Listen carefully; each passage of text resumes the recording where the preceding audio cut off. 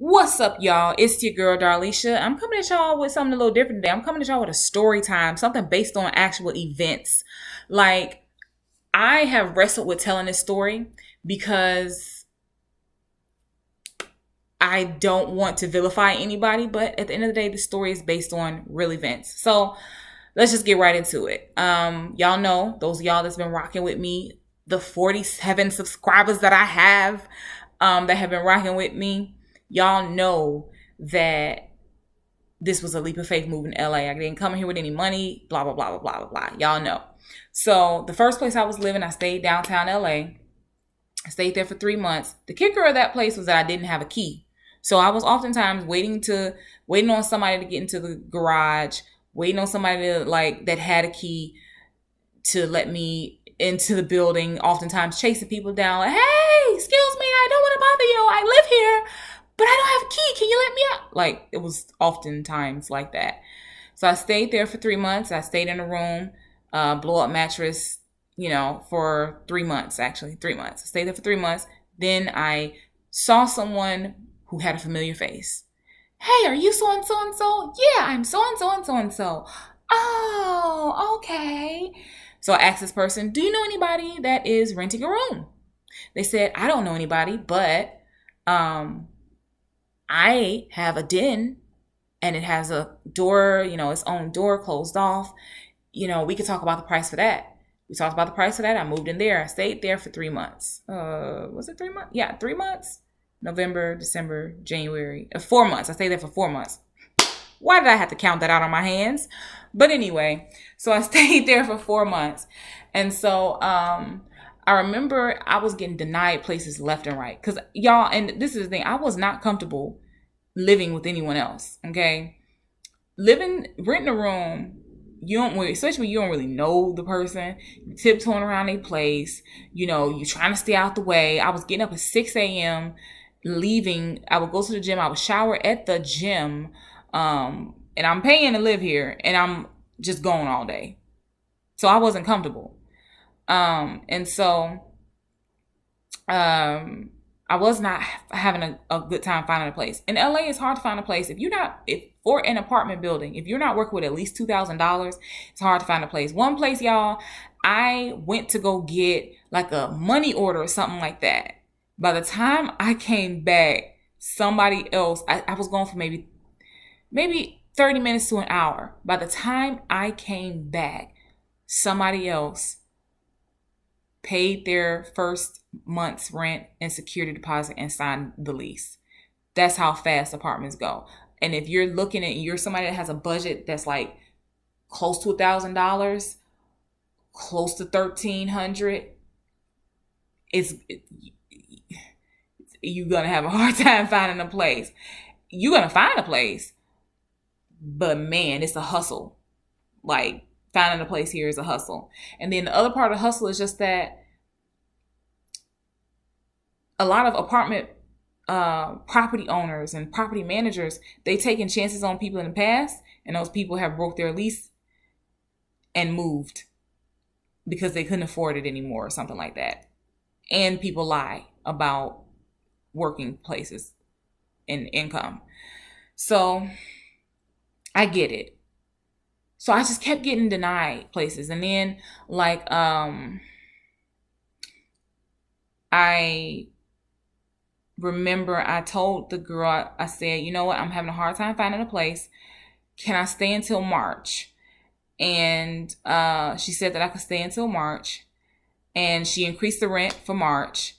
And again, left and right, it just looked like I was not ever going to find a place. Every place I was getting denied.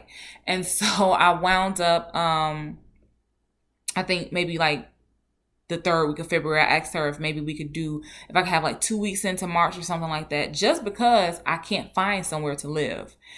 And she said that we could go week by week. It couldn't be the whole month because her family was coming. Okay, fine. I just trying to buy a little bit of time. And March 1st came and she's like, yeah, so it's March 1st. I'm going to need my key back. And I'm like, I thought we were going to go like I thought we were going to go the week by week. And she's like, no, it's not you. It's just I need my space back. I'm not going to kick you out today, but you have 1 week. And so at that point, I'm like, I'm already uncomfortable. You're letting me know that you're basically not comfortable with me being here. I left that day. And when I left that day, I didn't know where I was going to go. And I remember just thinking, like, I don't have any family out here. What am I going to do? And I just remember I went to a hotel that night and I paid from Friday to Monday morning. And I remember, y'all, that sleep was the best sleep I had since I had been in LA. That bed was so comfortable because I was on doggone blow up mattresses in both places. By the time I left the place I had left more recently, child, it was like I was like a hot dog on that doggone blow up mattress.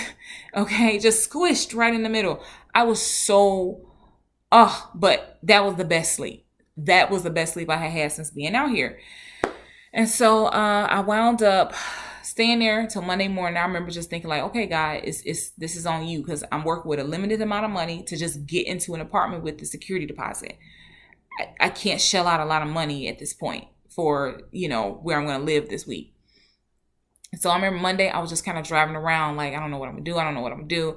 And I remember I didn't want to talk to any of my friends or really anybody. Like, I didn't let my parents know what was going on or anything. I didn't want to talk to anybody because I felt like people would judge me and be like, see, you should have done it like this. See, you should have done that.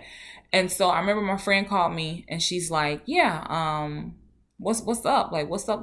How you doing? Just checking in and stuff. And I kind of wound up telling her how everything went down and, basically, like, I don't know what's next and yada, yada, yada, yada. And I remember, she kind of let me know, like, I'm not judging you. And she's like, matter of fact, I don't like this situation. You got Chase Bank, right? I'm about to send you some money. You stay in the hotel for the rest of the week. And y'all, we ain't talking about she sent me $25. She paid for me to stay at the hotel for the rest of the week. Okay? And so, that whole week I'm looking for a place. Still getting denied. That credit needs deliverance. But so I'm still looking for a place, getting denied.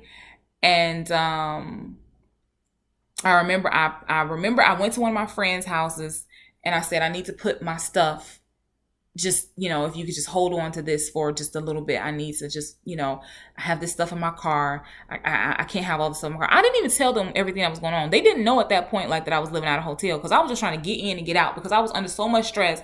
I was like, if I talk to anybody right now, I feel like I'm going to break down in tears. And so sure enough, they asked me how I was doing, and I think I did break down. And they said, you know what, Darlisha, you don't have family out here.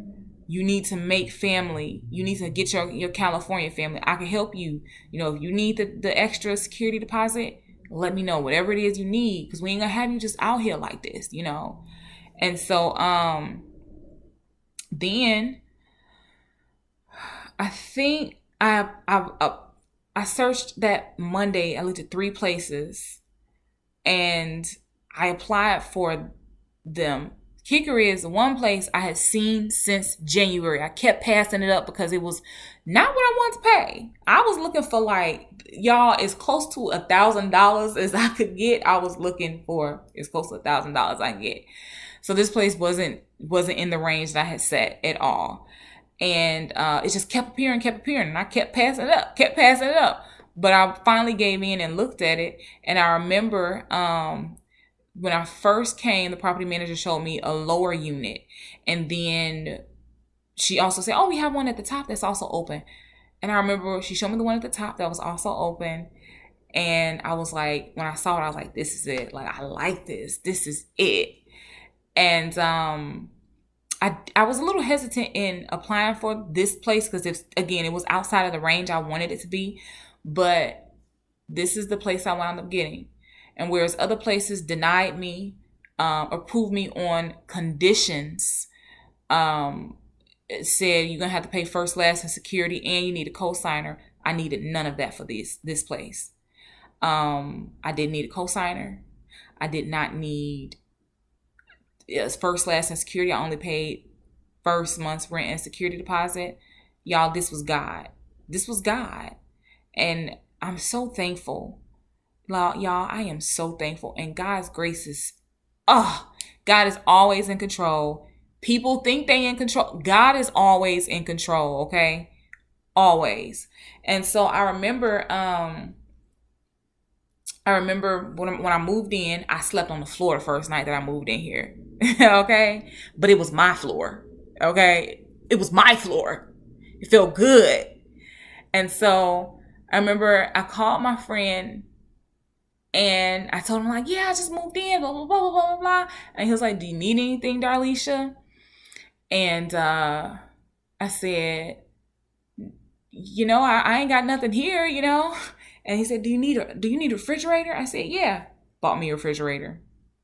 I was going to get a little dorm room refrigerator. My friend bought me a refrigerator. This is a full-size refrigerator. My friend bought me a refrigerator. Then I got my bed for the low. I have a California king size bed. Y'all, I got it for the low. Woo!